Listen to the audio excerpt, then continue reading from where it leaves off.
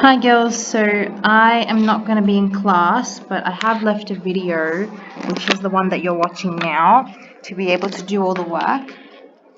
So I've made two videos. One was from last lesson where we only got through a bit. We only had a bit left to do. So please watch that video because it'll help with this one. But hopefully I have shown enough information to get through all the details. So we're now getting into the real heart of calculus. So we're going to look at something called the derivative, and we're going to look at a process called differentiation. We've kind of been doing this the whole time, and in fact the first lesson we did of calculus, we actually found the derivative and we differentiated at the same time. So don't get freaked out by the words. They're not hard to understand. So we're going to look at these concepts. So we're going to introduce something called the derivative and define the derivative from the first principles as this. Now you would have seen that in the first video, okay, as h approaches 0, to find the gradient of the tangent at a specific point. And today we're going to actually learn how to apply that formula. Okay, so this is from last lesson. So we did this to show you really quickly and draw the gradient function of this graph. So we took tangents at particular points, so at x equals 2, minus 1, 0, etc. And we calculated the gradient of the tangents at those points. And we did that using rise over run. Okay, and then we actually plotted that table of value on a separate axis, where the y-axis became the gradient axis. And then I briefly introduced this new notation called y dash instead of m. So instead of using m, we're now going to end up using different notations to show you the gradient or the gradient function. So this equation here ends up being a gradient function. Now the gradient function just means it tells us what the gradient is at a specific point. Okay, so the function exists for this graph up here. So this is the gradient function of the above graph here. Okay, and if we say, okay, what's the gradient at x equals 1 on the original graph? Well, we can look at the gradient function and then go, oh, well, it's 1 at x equals 1. So that would be the gradient of the tangent at x equals 1. So instead of writing m equals x, we usually write y dash or something called f dash x. That tells us the gradient function, which we call the derivative. Okay, so that's how we're going to introduce it. And the process of finding the derivative is called differentiation. Okay, but there is an easy way to do it rather than having to find the gradient at each point manually. So we're going to learn how to do that today. Now, we would have seen these formulas from just finding the gradient of a secant, and we would have also discussed the fact that, well, to find the gradient of a tangent at that point, x has to approach c eventually, and then h has to approach 0. So to find the exact gradient at a given point on a graph, and there's this notation again, so we're finding the gradient at a specific point, and this would be at the point C, okay? That will tell us the gradient of the tangent at that point on the nonlinear curve or graph. Okay, so that's one formula, but this is the formula that's most commonly used, and I believe it's on your reference sheet as well. So this notation just means find the derivative of the original function that helps us find the tangent or the gradient of the tangent at that point of any x value. So we would have seen the gradient of secant. So the secant or chord, this is a chord, would be found by doing rise over run. So if that was x and this was some x plus h, where h is just some arbitrary number, so this would be f of x and this would be f of x plus h as the equivalent y value. And so the run would be this, f of x plus h minus f of x, and then the run would be the difference between these values, which would be just h.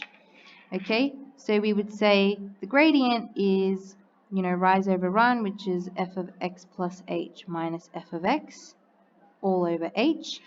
And to get the tangent at that specific point, which is x, we'd have to bring this closer and closer, okay, which means h has to eventually approach 0, where there's no gap anymore. So h is decreasing until it reaches the value of x. Okay, that's why we have to put a limit on it. So this gives us the gradient of the secant or chord, and then as the gap, or as we bring the 2 points closer and closer together and it reaches 0, that's how we get that. So this tells us how to find the gradient at that specific point. Okay, so derivative notation we've kind of seen already, that's just f of x. So the derivative is the gradient of the tangent to the graph of whatever we get at a point x. Okay, so we use this notation. There are several types, so dy on dx, d on dx, and there might be some others as well, but these are the main ones. Where we get dy on dx actually comes from just the change in y over the change in x. Okay, the change in y would be kind of like the rise, and the change in x would be the run. So that's why we do that. Okay, otherwise, just accept that notation. It's the general kind of ones we use for to find the derivative, which is just finding the gradient or the gradient function at a specific point x. Now, to find the derivative, which is the gradient function, okay, the process of finding the derivative is called differentiation. So the process is differentiation. The actual gradient function, after you've differentiated, is called the derivative. Okay, so understand the two. Okay, example 1, for f of x equals x cubed, so this is a cubic, find the gradient of a secant PQ, where P is the point on the curve where x equals 2, and estimate f dash 2. F dash 2 means the gradient of the tangent at x equals 2. Okay? So if I were to check a couple of points, so they've given us one, so they've given us check when q is at 2.1. Now f of 2 just means when you sub it in to the original equation, so f of 2 would be 2 cubed, so that's the equivalent of 2 cubed, and this would be the equivalent of 2.1 cubed. If I were to find the gradient of that tangent,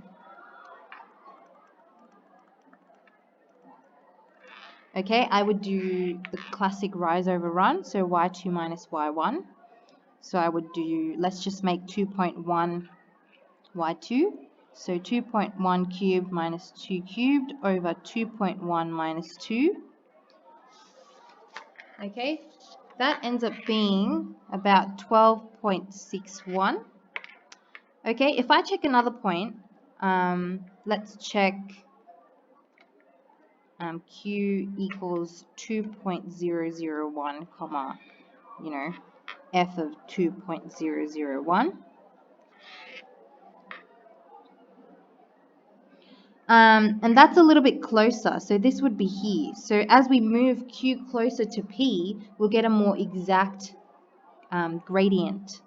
Okay, and let's see what the gradient is approaching. So m equals 2.001 cubed minus 2 cubed over 2.001 minus 2, which ends up equaling about 12.06 dot dot dot. So if you compare the gradients, what is it approaching as we get closer and closer to P?